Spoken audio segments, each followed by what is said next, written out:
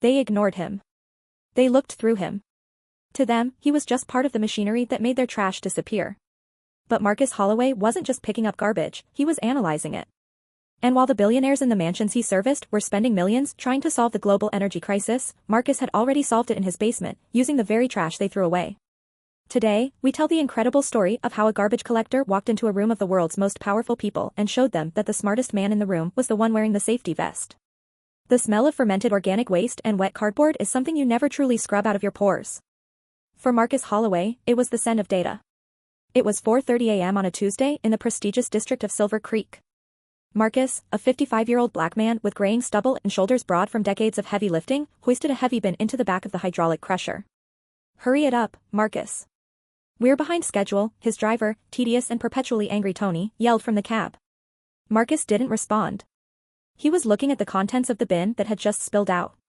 High-density polyethylene. Lithium-ion casings. And, interestingly, a shattered prototype of a photovoltaic cell. This was the home of Sterling Vance, the CEO of Green Future Corporation. Vance was the darling of Wall Street, a man who promised to save the world with solar panels that, so far, were only 12% efficient. Marcus knew he could get that efficiency to 45% using a polymer he'd synthesized last week. He tossed the bin back. He was invisible here. He had a PhD in chemical engineering from MIT, obtained 30 years ago before his life fell apart, before his wife got sick, before the medical bills crushed them, and before the academic politics of the 90s pushed a brilliant young black scientist out of the lab and into survival mode. But the mind doesn't stop working just because the hands are dirty. As Marcus hopped onto the back of the truck, a sleek, matte black electric sedan glided silently to the curb. It wasn't a resident. It was an escort vehicle. The window rolled down. A man in the back seat didn't look at Tony, the driver. He looked directly at Marcus. "Marcus Holloway?" the man asked. Marcus paused, wiping grease from his gloves. "Who's asking?" "Elias Thorne." The name sent a shockwave through Marcus. Elias Thorne was the world's wealthiest industrialist. The man who privatized space travel and built the first suboceanic city. "Mr. Thorne would like a word," the assistant said, opening the door. "Now." "I'm on a shift," Marcus said, his voice gravelly. "We bought the sanitation company 10 minutes ago, Mr. Holloway," the assistant said, not blinking. "Your shift is over." Inside the car, the air smelled of ozone and expensive leather. Elias Thorne sat there, wearing a t-shirt and jeans, looking at a tablet. He was younger than Marcus, perhaps 40, with the frantic energy of a genius. "I read your patent filing," Thorne said without saying hello. U.S. patent number 11,459,202b2. Method for enzymatic depolymerization of thermoplastics with simultaneous energy recovery. "You filed it pro se. No lawyers." Marcus sat stiffly, conscious of his dirty uniform on the pristine seats. "It's public record. Anyone can read it." "Anyone can read it," Thorne corrected, looking up with piercing blue eyes. "But only about 5 people on Earth can understand it. I'm one. You're one. And the other 3 are currently working for me and failing." Thorne tapped the screen. "You didn't just find a way to melt plastic, Marcus. You found a way to trick the carbon bonds into releasing energy as they break. You turn trash into a battery." "It's a closed-loop system," Marcus said quietly. "The enzyme eats the plastic, generates heat, the heat powers the turbine powers the grid. The byproduct is water and inert carbon dust. It's the holy grail," Thorne whispered. "Why are you on a garbage truck?" Marcus looked out the tinted window at the mansions passing by. "Because to file a patent that complex costs money. To build a prototype costs money. My wife had cancer. The insurance didn't cover the experimental trials. I took the job with the most overtime. When she passed, I stayed. It gave me access to materials. Every broken toaster, every discarded laptop, it was parts." Thorne nodded slowly. He didn't offer pity, he offered respect. "There is a summit in Geneva in 3 days. The Global Apex Green Conclave. Sterling Vance is going to unveil his new Clean Earth initiative. It's a fraud. He's just burying carbon in the ocean. I want you to come with me." "To do what?" "To show them the future. To present your tech." Marcus looked at his calloused hands. "I'm a garbage man, Mr. Thorne. They won't listen." Thorne smiled, a shark-like grin. "That's exactly why they will listen. But you have to be willing to walk into the lion's den." Geneva, Switzerland. The conference center was a marvel of glass and steel, cantilevered over the lake. The air was filled with the murmur of different languages and the clinking of champagne flutes. Security was tighter than the G20. Marcus stood at the entrance. Thorne had offered to buy him a suit, an Italian bespoke masterpiece. Marcus had refused. He wore his best Sunday suit, a charcoal gray ensemble he'd bought at a department store 5 years ago. It was clean, pressed, but clearly not the $10,000 fabric draped over the other attendees. As they approached the VIP checkpoint, a security guard held up a hand, looking Marcus up and down. Staff entrance is around the back, the guard said, his eyes lingering on Marcus's shoes, which were polished but worn. Thorne stepped forward, his presence magnetic. He is with me. The guard stammered, Mr. Thorne, I didn't realize. Apologies. As they walked in, Marcus felt the eyes. They weren't looks of curiosity, they were looks of confusion. Why is Elias Thorne walking with him? They entered the main auditorium. The room was a sea of privilege. CEOs, prime ministers, oil magnates trying to greenwash their reputations. In the center sat Sterling Vance, the antagonist of Marcus's quiet life, though Vance didn't know it. Vance was holding court, laughing loudly. Elias. Vance called out, striding over. He ignored Marcus entirely. I heard you were coming. Ready to see my stock price triple after my keynote? I'm always ready for a good fiction reading, Sterling, Thorne quipped. I brought a guest. Marcus Holloway. Vance finally looked at Marcus. He squinted. Holloway? Name doesn't ring a bell. Which firm? Sanitation Department, District 9, Marcus said, his voice steady. The circle of elites around them went silent. Someone chuckled, thinking it was a joke. Sanitation? Vance smirked. Oh, I see. Elias, you're doing that man of the people thing again. Very quaint. Bringing the help to the gala.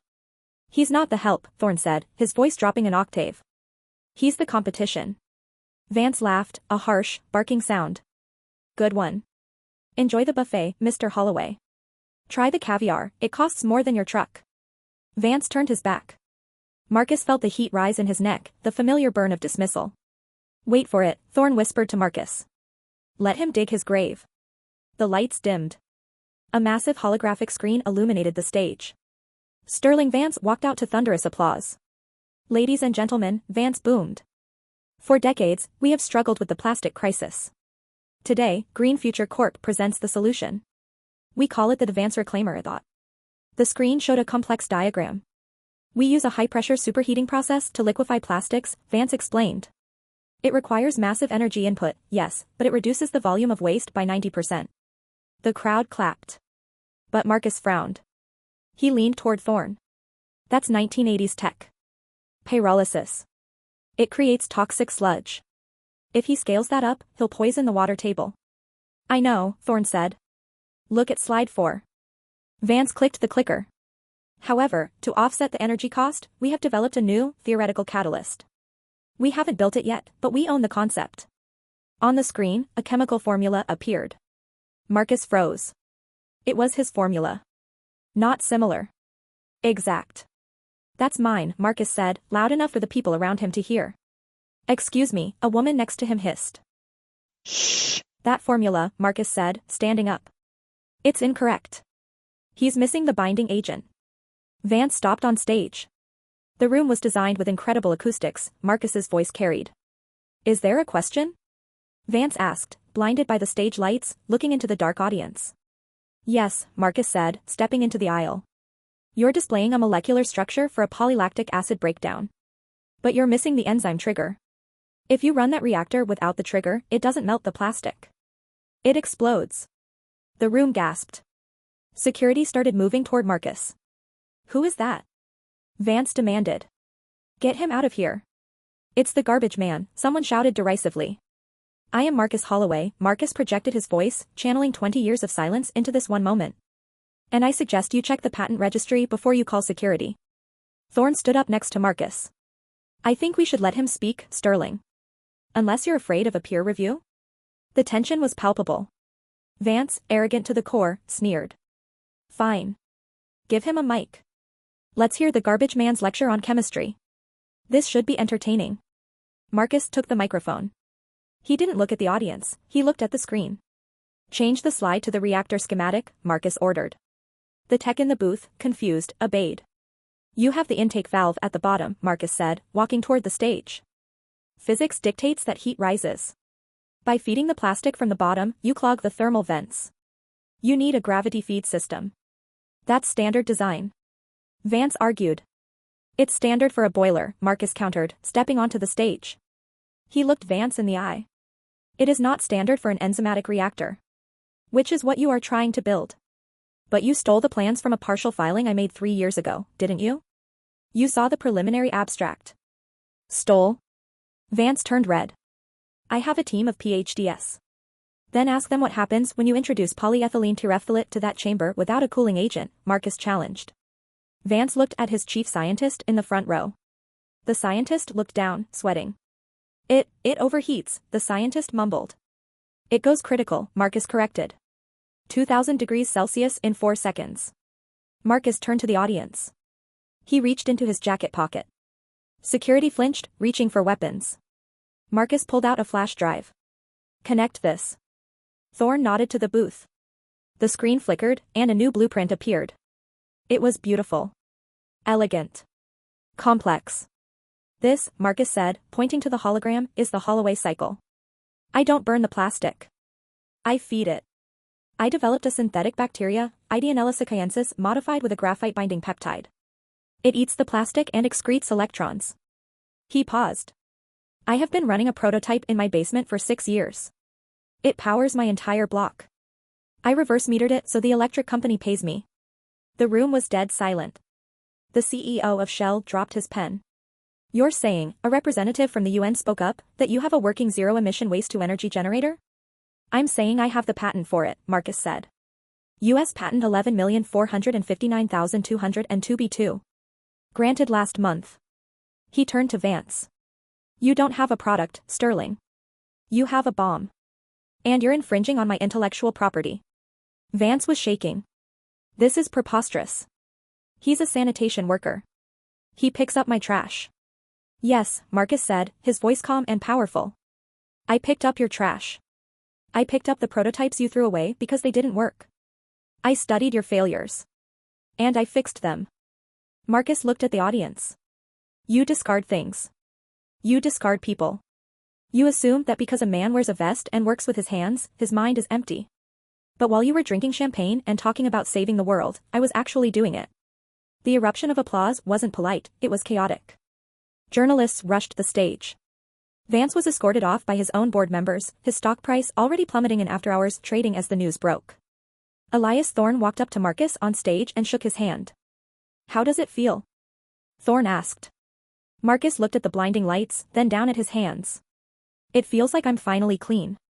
Marcus Holloway didn't just leave Geneva with a contract, he left with a partnership. He refused to sell the patent to Thorne or anyone else. Instead, he licensed it. He founded Holloway Synergistics. He didn't build his factory in an industrial park, he built it in the neighborhood where he had collected trash.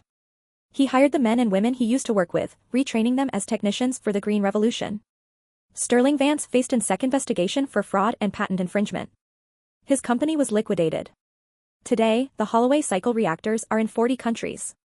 They have reduced global plastic waste by 15% in just 3 years, providing free electricity to developing nations.